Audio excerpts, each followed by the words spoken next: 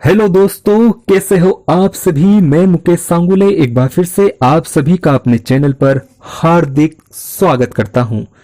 दोस्तों, आज हम बात करेंगे महाभारत की। महाभारत का युद्ध धर्म की स्थापना के लिए लड़ा गया था और पांडव धर्म स्थापना के लिए यह युद्ध कर रहे थे। पर क्या वाकई में पांडव ने कभी कोई अधर्म नहीं किया? मैं आपको आज इस वीडियो में पांडव द्वारा किए गए अधर्म के बारे में बताऊंगा, तो इस वीडियो को शुरू से अंत तक देखिए। अधर्म नंबर 1, जरासंध और जयद्रथ का वध। मगध देश का सबसे शक्तिशाली राजा जरासंध था। उसका वध भीम ने छलपूर्वक किया। उसी तरह सिंधु देश का राजा जयद्रथ था और उसका वध अर्जुन ने छलपूर्वक किया। हालांकि दोनों ही स्थितियों में वासुदेव श्री कृष्ण पांडवों के साथ थे, लेकिन इसे अधर्म ही माना जाएगा। अधर्म नंबर 2, द्वारिका युधिष्ठिर के स्थान पर अर्जुन का जाना।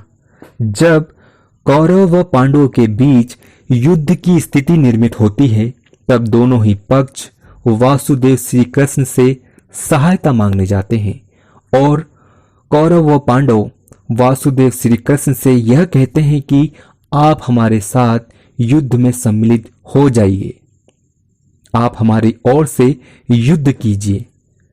चूंकि वासुदेव श्री कृष्ण दोनों ही पक्षों के संबंधी थे और वह दोनों ही पक्षों के बीच संतुलन बनाए रखना चाहते थे, इसलिए उन्होंने कौरव व पांडव से यह कहा कि आप दोनों पक्षों के प्रतिनिधियों में से जो भी सबसे पहले द्वारिका मेरे समक्ष प्रस्तुत होगा, मैं उसी का समर्थन करूंगा।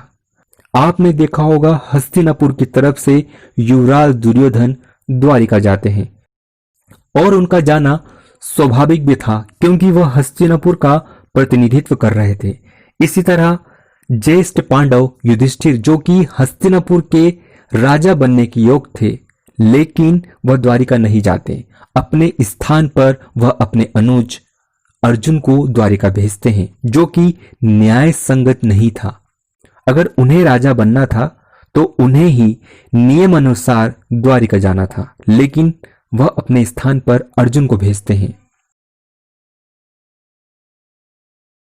अधर्म नंबर 3, युधिष्ठिर का अपने भाई और अपनी पत्नी को दांव पर लगाना।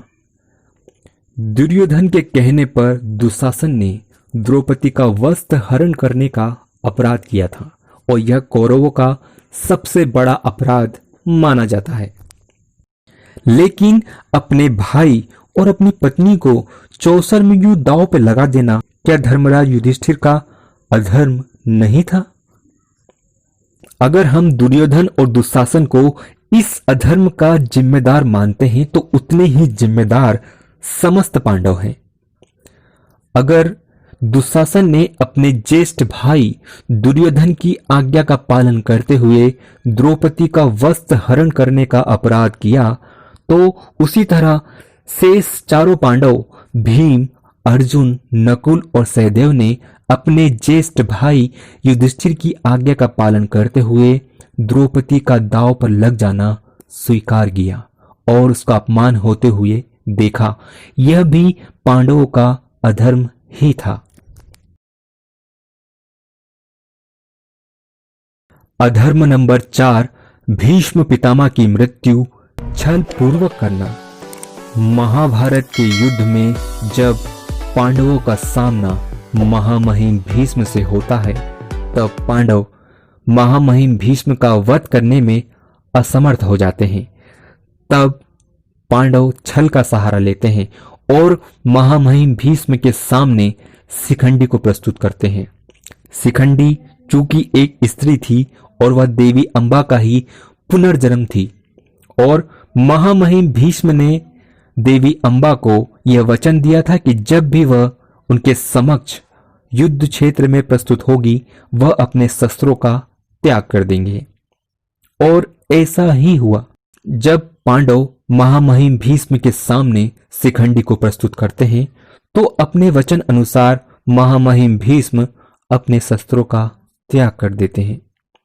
और इस अवसर का लाभ उठाकर अर्जुन अपने तीरों से महामहिम भीष्म को घायल कर देते हैं और उन्हें सरसैया प्रदान करते हैं। महाभारत का युद्ध शुरू होने से पहले कुछ नियम बनाए गए थे। उनमें से एक नियम यह भी था कि युद्ध क्षेत्र में कोई भी स्त्री प्रवेश नहीं करेगी, लेकिन इस नियम का उल्लंघन किया गया और महामहिम भीष्म का वध किया गया। नहीं तो महामहिम भीष्म का वध करना असंभव था, क्योंकि उन्हें इच्छा मृत्यु का वरदान प्राप्त था।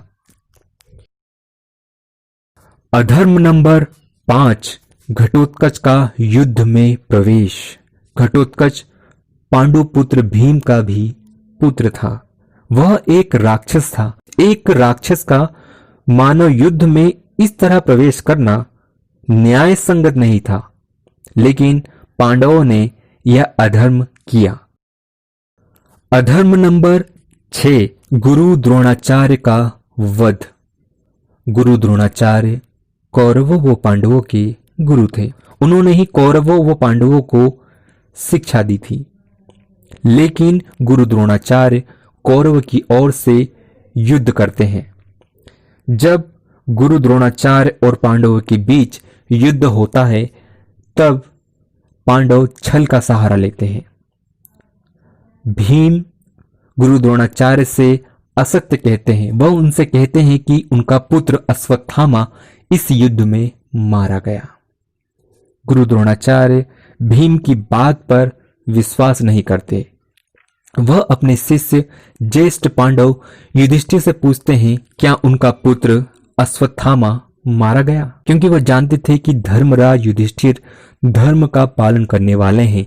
वह कभी असत्य नहीं बोलते, लेकिन धर्मराज युधिष्ठिर ने भी उस दिन असत्य ही कहा, उनके साथ छल ही किया। उन्होंने कहा कि हां, अश्वत्थामा मारा गया। यह सुनकर गुरु द्रोणाचार्य अपना धैर्य खो देते हैं और अपने शस्त्रों का त्याग कर देते हैं। तब पांचाल पुत्र दुष्टदुम्न उनका वध कर देते हैं। तो इस तरह पांडवों ने छल करके अपने ही गुरु का वध कर दिया।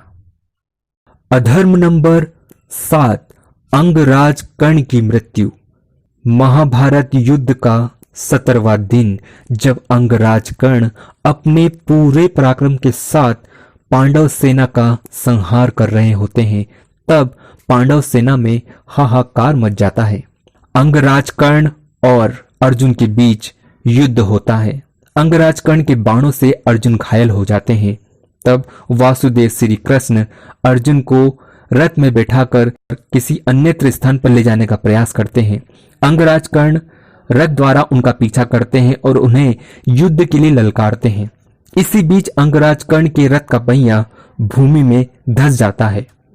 वह रथ से उतरते हैं और उस पहिए को वापस भूमि पर लाने का प्रयास करते हैं।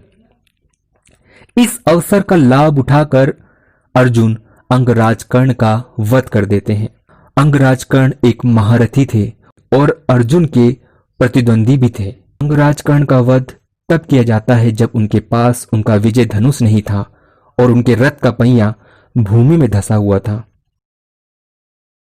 यह अर्जुन द्वारा किया गया अधर्म ही था, जिसके जिम्मेदार समस्त पांडव है।